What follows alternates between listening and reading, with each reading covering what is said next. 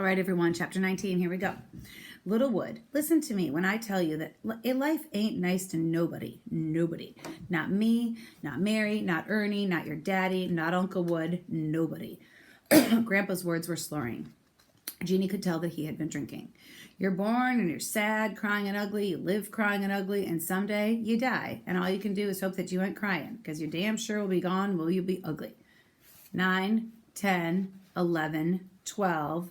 Jeannie counted under his breath. Now it was day or night 24, and he had gotten so that he didn't get freaked out when Grandpa started rambling. After Dr. Banks's discussion, Grandpa practically barricaded himself in the inside-outside room. He even refused to eat with the family, so Grandma had to take him his plate take him his plate. He had only come out late at night, and he'd never say much, not in the house. He would just sip his liquor. By the way, which Tess said, was now... This is my cat, Hudson. He wants to hear the story.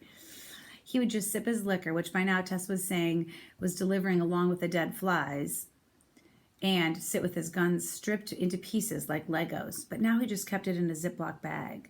But once he and Jeannie got outside, Grandpa would let loose. Turned out that Grandpa was pretty much mad about everything, and he had been mad for a really long time. That's just the way it is, son. He spoke like his tongue was too fat for his mouth. Wish I could tell you life is easy, but it ain't. Wish I could tell you that you won't hurt nobody, but you will. And guess what? People are going to hurt you too. We're all trapped in the same game of hurt. Trapped in this game of... His words slurred and just made sounds. 16, 17, 18, 19, Jeannie said, stopping. I can guarantee, Grandpa picked back up. But you know what's not guaranteed? Not one thing except for cages. Cages everywhere. He really wasn't making much sense. Nope, I can't even guarantee that it wasn't you go blind or that your kids won't be killed in a war. You know what I'm saying? 19, Grandpa. And where are we? The side of the house. Samantha lifted her head and then stood up. Her eyes flickered green and yellow in the moonlight. She took a few steps forward, her chain dragging in the dirt, her tail still. What's that? Grandpa asked, reaching out and touching the siding. It was their first time to this part of the yard. They usually stuck to the front, but on this night, Grandpa said he wanted a new count. Samantha, Jeannie whispered. Grandpa's mouth went from smile to scowl. That ain't Samantha. Grandpa growled like a crazy man. Samantha's dead. That's an imposter. Then he crouched down and he started to whisper, Sammy, Sammy. Samantha looked and she looked almost like she was trying to remember who he was. Then all of a sudden she burst out into a bark fest. Shh! Jeannie shushed frantically. Grandma would come looking if Samantha didn't chill out, and it would have been bad news if they were caught spooking around outside in the middle of the night. Come on, Grandpa, we gotta go, Jeannie said, tugging his arm. No, not yet, Grandpa said, pulling away, stumbling back against the house. He cocked his head, listening. It was as if Samantha's barks were a sweet song. Grandma's gonna catch us. Please, let's go, Jeannie begged. Grandpa rested there for a few more seconds, his chest swelling every time he breathed in. 19, that way. He pointed toward the middle of the yard, and 17 that way to get to the front door. He chanted the counts until he and Jeannie finally got to the porch. At least he let Jeannie get him back there. At least Grandma didn't meet them at the door with an angry look on her face.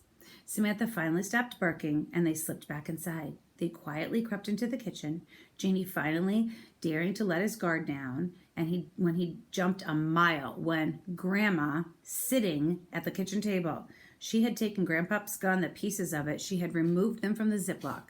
The bolts and the springs were in a pile on the table. Grandma, Jeannie stuttered, but she cut him off. What in Sam hell are you doing? Grandpa straightened up just like Ernie when he got caught doing something he had no business doing. Just getting some air. It's 11:30 at night, Brooke. The air is better around this time, Mary, Grandpa said, trying to get her to smile. And you're drunk. He's not drunk, Jeannie said. He is, Grandma retorted, and she pointed toward the staircase. You to bed, now. Jeannie started for the bedroom. Grandpa did too. Not you, Brooke. We need to talk. We can talk tomorrow. No, we can't right now. Grandpa mumbled something, and then he continued heading toward the room. Brooke, I'm not playing. We're talking tonight. Jeannie froze at the base of the staircase. Grandpa was flinging his hands around dismissively like swatting at a mosquito. That really ticked off Grandma. Brooke Harris! She grabbed the trash can from the corner of the kitchen and with one huge sweep brushed all the pieces of the gun off the table as if they were crumbs, the metal knocking against the plastic of the garbage bag. Now Grandpa froze. What's that? You know what that is, Grandma said. It's gone. Grandpa rushed for the can, thrusting his arms frantically, digging. Out came broken eggshells, coffee grinds, chicken bones, but no gun pieces. They must have sunk to the bottom. Grandpa fell to his knees, digging farther. Stop, Brooke, Grandma said. Stop. She tried to pull him up as he panted. Wet tea bags in his hands. Let it go. But Grandpa couldn't stand. He wrapped his arms around Grandma's waist. He pressed his head around her stomach and slowly, drunkenly, painfully started sobbing. And Grandma, over and over like a child, whispered, "It's over now." Okay, we're getting to the end. You guys are listening really well. And please keep thinking as we read. Go back into Schoology for the questions for Chapter 19. Remember what we talked about before? On a separate sheet of paper, when the book is done, you're going to tell me about your characters, the setting, something about the plot, something about a conflict, and then how things are getting resolved or the resolution. Okay? Great job. See you soon.